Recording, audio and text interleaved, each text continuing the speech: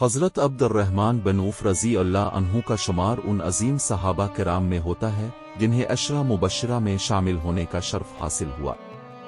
اب قریش کے قبیلے بنو زہرہ سے تعلق رکھتے تھے اور اپنی جوانی ہی سے نہایت سلیم الفطرت، نرم دل اور اعلیٰ اخلاق کے مالک تھے۔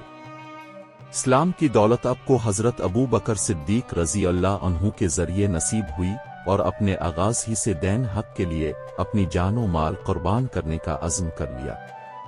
آپ ان ابتدائی مسلمانوں میں تھے جنہوں نے مکہ مکرمہ میں ظلم و ستم کے باوجود اسلام کا دامن مضبوطی سے تھامے رکھا۔ کفار قریش نے آپ پر بھی کئی مظالم ڈھائے لیکن آپ کے قدموں میں کبھی لغزش نہ آئی۔ ایمان کی پختگی اور رسول اللہ کی صحبت نے آپ کو مزید مضبوط بنا دیا۔ جب مسلمانوں پر مکہ میں حالات تنگ ہوئے تو اپنے ہجرت حبشہ میں بھی شرکت کی۔ بعد ازاں مدینہ منورہ کی طرف ہجرت فرمائی جہاں انصار و مہاجرین کے درمیان بھائی چارے کا عظیم رشتہ قائم ہوا۔ رسول اللہ نے آپ کو حضرت سعد بن ربیع انصاری رضی اللہ عنہ کا بھائی بنایا۔ حضرت سعد نے اپنی نصف جائیداد اور دولت آپ کو پیش کی لیکن اپنے بڑی عظمت سے فرمایا، مجھے صرف بازار کا راستہ بتا دیجیے۔ یہ جملہ آپ کی غیرت اور خودداری کا آئینہ دار ہے۔ اپنے تجارت کو اپنی روزی کا ذریعہ بنایا اور اللہ نے آپ کی تجارت میں بے پناہ برکت عطا فرمائی۔ بہت جلد آپ مدینہ کے کامیاب اور مالدار تاجروں میں شمار ہونے لگے، مگر یہ دولت کبھی آپ کے دل میں تکبر یا بخل پیدا نہ کر سکی۔ آپ ہمیشہ اللہ کی راہ میں خرچ کرنے کو اپنا شیوا بنائے رکھتے تھے۔ جنگ بدر، احد، خندق اور دیگر غزوات میں نہ صرف جان کی بازی لگائی بلکہ مال کی بھی قربانیاں دیں۔ اپنے کئی مواقع پر فوج کی پوری تیاری کے اخراجات برداشت کیے۔ غزوہ تبوک کے موقع پر اپنے 700 اونٹ سامان سمیت اللہ کی راہ میں پیش کر دیے۔ رسول اللہ آپ کے ایثار اور سخاوت کو دیکھ کر بہت خوش ہوتے۔ ایک موقع پر آپ نے کہا، عبد الرحمن جو بھی خرچ کرتے ہیں وہ کبھی کمی میں نہیں جاتا۔ یہ دعا آپ کی زندگی بھر کے لیے برکت کا باعث بن گئی۔ آپ کی سخاوت صرف جنگوں تک محدود نہ تھی بلکہ یتیموں، بیواؤں اور غریبوں کی مدد ہمیشہ کرتے۔ اپنے کئی قافلے تجارت کے بھیجے اور جب وہ واپس آتے تو نفع کا بڑا حصہ اللہ کی راہ میں صدقہ کر دیتے۔ مدینہ کے گلی کوچے آپ کی فیاضی کی گواہی دیتے تھے۔ حضرت عبد الرحمن بن عوف رضی اللہ عنہ نہایت عاجز اور متواضع تھے۔ اگرچہ آپ عظیم دولت کے مالک تھے لیکن کبھی شان و شوکت اختیار نہ کی۔ کھانے کے وقت بھی عام مسلمانوں کی طرح سادہ کھانا کھاتے۔ ایک بار جب ان کے سامنے نفیس کھانا پیش کیا گیا تو آپ کی آنکھوں میں آنسو آ گئے اور آپ نے فرمایا، حمزہ بن عبد المطلب شہید ہوئے اور انہیں کفن تک پورا نہ ملا۔ ہم پر دنیا وسیع ہو گئی ہے، میں ڈرتا ہوں کہ کہیں ہمیں دنیا میں ہی بدلہ نہ دے دیا جائے۔ آپ کی زندگی میں زہد اور دنیا سے بے رغبت نمایاں تھی۔ دولت رکھتے ہوئے بھی دل دنیا سے آزاد تھا۔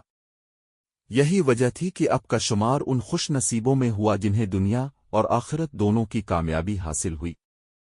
رسول اللہ کی وفات کے بعد اپنے خلفائے راشدین کے دور میں بھی اسلام کی خدمت جاری رکھی۔ خلافت کی شورائی کمیٹی میں آپ شامل تھے اور حضرت عثمان رضی اللہ عنہ کے انتخاب میں آپ کا کردار مرکزی حیثیت رکھتا تھا۔ آپ کا شمار مدینہ کے سب سے بڑے تاجروں میں ہوتا تھا۔ آپ کی وفات کے وقت آپ کی جائیداد کا اندازہ لگایا گیا تو وہ بے شمار تھی، لیکن آپ نے اس سب کو مسلمانوں اور غریبوں کے لیے وقف کر دیا۔ آپ کی بیواؤں اور یتیموں کے لیے وصیت میں کثیر حصہ مقرر کیا گیا۔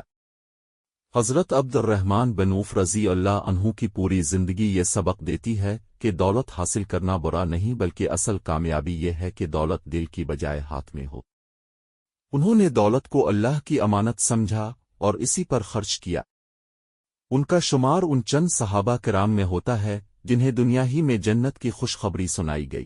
رسول اللہ نے فرمایا، عبد الرحمن جنت میں رینگتے ہوئے داخل ہوں گے۔